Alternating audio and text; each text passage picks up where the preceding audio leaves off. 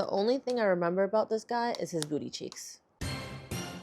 Have you guys ever tried chocolate flavored chips? Are they really chips though? They're like puffs? Do you consider those chips?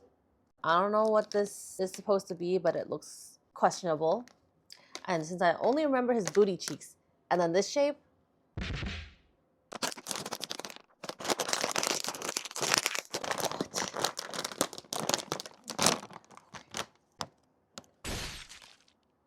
that's a strong smell.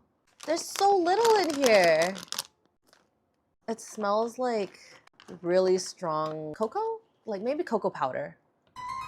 It doesn't look, it doesn't look very appetizing.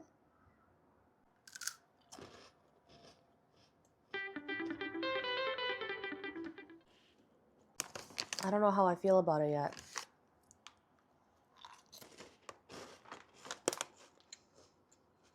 It's like a nice crunchy, crispy texture.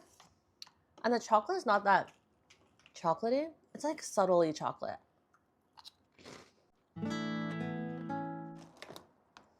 I don't hate it, but I also don't like it.